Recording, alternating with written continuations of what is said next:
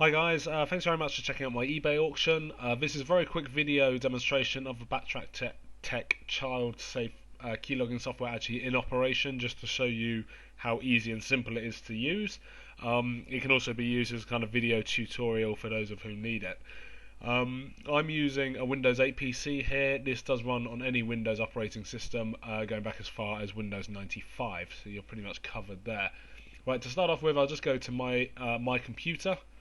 You can see here that as of yet I haven't actually inserted the Backtrack Tech child safe USB, so I will do so now. When you insert the USB, what you're looking for in my computer is Keytech, and we need to make a note at this point of the drive letter that your USB stick has been allocated. So in this case, I've been allocated the D drive. I think it's normally going to be D, but it depends on your computer setup. But it's something that we're going to need in a minute, so just do make a note of that. So we double click on Keytech, and as you can see, on these specially created USBs, there's only one piece of software or one application on there, and it's a Backtrack Tech application. So we will double click on this, and it brings up a small box here. So this is the child safe software. What it's asking for here is a destination directory. So it's basically asking where do you want the results of your recordings to be stored. So it defaults to the C drive, which is your main hard drive. We're going to change this onto the USB stick. So we're going to change this to D in my case. So this is the drive letter that we remembered from earlier. You can see it up here, Keytech D drive. Like I say, it normally is D, yours might be E or so, but we just change that. We leave everything else exactly as it is. There's an option here to run when the computer is switched on. Not something I'm going to do now, but it is available. So I'm going to just click hide. So now it just pops up with a reminder, and it basically says to make the window visible again, you need to press Control Alt Y 4 times. The reason for this is basically because for the keylogger to be effective, it needs to be hidden. We don't want your children to know that their keystrokes are being recorded. So the software is designed to be pretty much completely invisible unless you enter the right key combination. And in this case, it's Control Alt Y. So I click OK at that. At that point, once you've clicked OK, the software is now running. As you can see, there's been no installations. There's been nothing which would make you think that your keystrokes are being monitored. So imagine now I'm your child. I've come onto the PC. There's nothing untoward here. I go into Google Chrome. This does work for Internet Explorer. It works for Firefox. It works for Microsoft Word, Outlook, and basically any software that's running on the PC where you enter text, it will record. So just as an example, I'll go to Facebook. Oh, help if I could spell. I think, to be fair, Facebook is probably the biggest concern for most parents, so I'll go there. Go to Facebook. I'm going to just put in a random email address. So let's say john@gmail.com. This isn't my email address, it's just an example. And in here, as a password, I'm going to put test.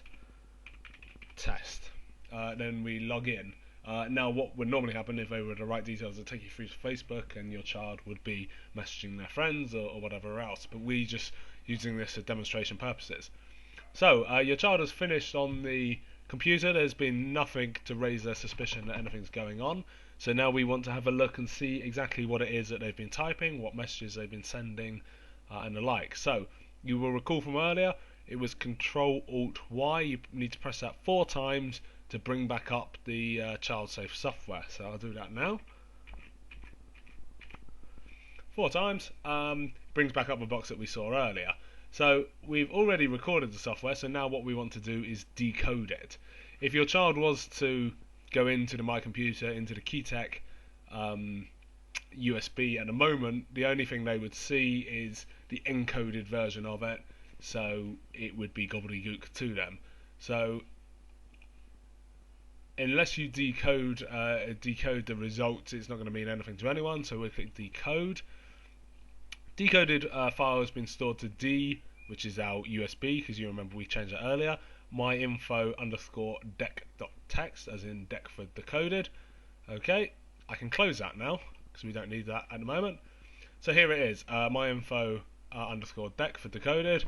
Double click on this. See, let's have a look and see what we've got here. So first thing I typed was Facebook, which was into the Google search. Then my email address. On my keyboard, because I'm using a different default language, it does come up. It doesn't record the @ symbol, so it records the @ symbol as a large N overscore, which isn't really a problem because whenever I see that, I know it is the @ symbol. But on most keyboards, it should just record it as the @. So I put in john@gmail.com. Then my password, which you'll recall, was test. So this is an example that it is actually working. I can close that. Now I can pull out the USB stick and it's all been saved on there, or I can delete these two files and they're gone forever. Just a quick word with regard to false positives on antiviruses.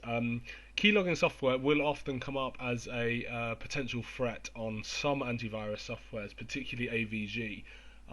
This is basically because keylogging software can be used for malicious purposes. It can obviously, due to nature, be used to steal passwords and the like.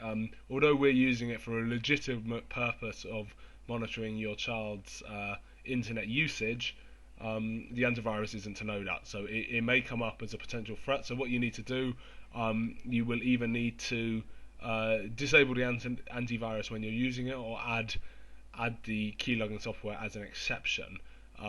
If you go onto your antivirus provider's websites, there will be information on how you add exceptions, but it normally just is a pop-up and it says continue with an exception and you click OK. Nothing to be concerned of. You can do your own research. Even the commercially sold versions of Keylogger will have this issue. Please do your own research if you're concerned about this, or contact me. And if you have any questions, yeah, come back to me. Many thanks.